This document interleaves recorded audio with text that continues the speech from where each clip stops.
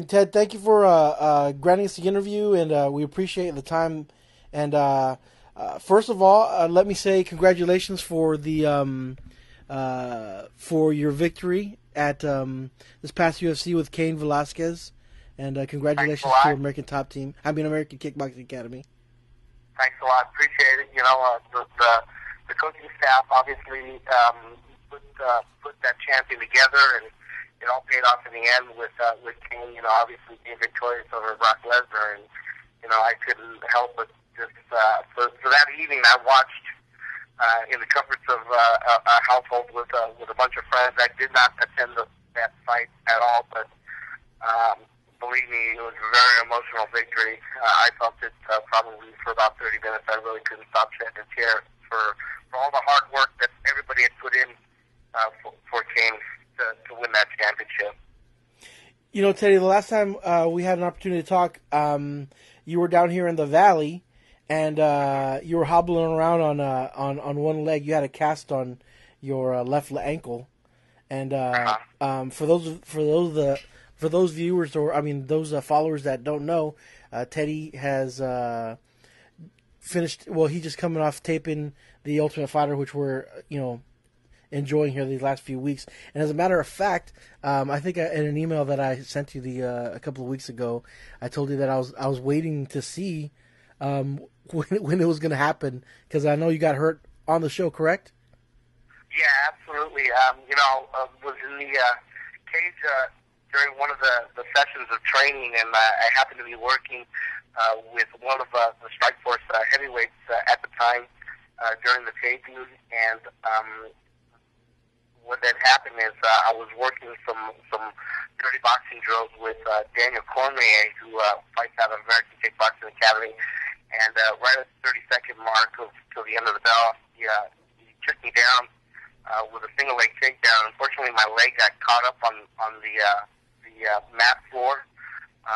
The flooring in the cage was not of a canvas material; it was kind of a vinyl material, and I was wearing a brand new wrestling boot, and the toe got caught, and he continued to drive through it, and literally turned my left ankle up 180 degrees, breaking my fibula, and having to have some surgery and some screws put into my ankle. Fortunately, it happened the last week of training for the Ultimate Fighter, and so there wasn't very much left for us to do as the coaching staff. But it's been a long, hard few months since July 5th when I broke it, and I'm back up on it, and mobile. I'm still recovering from the pain, but with the physical therapy that I'm getting up here in California, it's been phenomenal. And I've had an opportunity to work with Josh for his training camp at this one. There was a point where I was actually wearing a cam walking boot to catch mitts for him, but I'm on my 2 feet now and enduring the pain, but it's all well worthwhile. And that was what I was going to ask next, Teddy. How are you doing? But you did kind of touch on it. You also touched on you training with Josh Koschecks. We know that the fans out here, we're looking forward to seeing Josh step into the cage with George St. Pierre here pretty soon. Do you mind talking about how the camp's been going? Man, this has been a great camp. I started camp back in October 4th when I arrived back here in California, and the beginning of the camp for me was kind of a quiet one because of the fact is that Josh took me on to Montreal for the official press conference the following Monday that I arrived, and finally it was kind of a surreal experience to know that Josh was going to be fighting for the welterweight championship against a great champion. Believe me, George St. Pierre is no slouch. But the camp has gone great. During any camp, you have highs and lows, ups and downs, whether it's fatigue, injuries, or anything like that, you work through them. And with this last week of sparring, yesterday's sparring, and Josh going to do his last sparring tomorrow, we feel that he is peaked out at the right time, and we're looking to go into some hostile territory up in Montreal, Canada, and hopefully, sneaking out in the middle of the night with George's championship belt. But it's going to be a well-earned victory if he pulls it, which I'm hoping he pulls it through.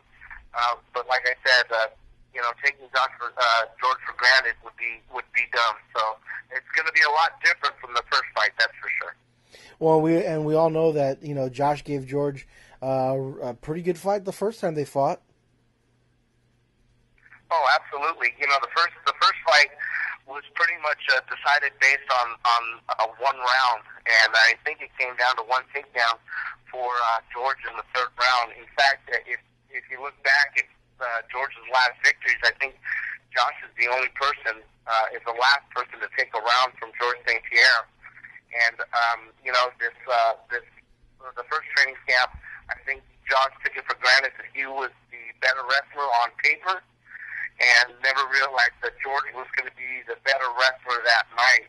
And I don't think Josh has backed off in any of his training as far as from the striking to the jiu-jitsu down to the wrestling. And I think that, in my opinion, may be the deciding factor of the fight is who's going to be controlling the wrestling. We all know that, George has got an incredible training staff over there, from the Muay Thai guys down to, you do Freddie Roach for boxing.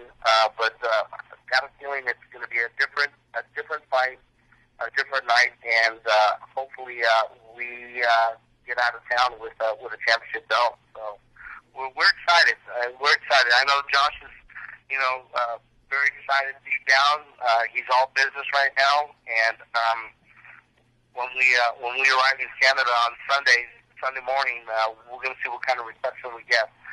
One thing we got a little bit of good reception when we went there for the official press conference. There are some Josh Koschecks fans out in Canada, so we're hoping to get sway a few more that night on December 11th.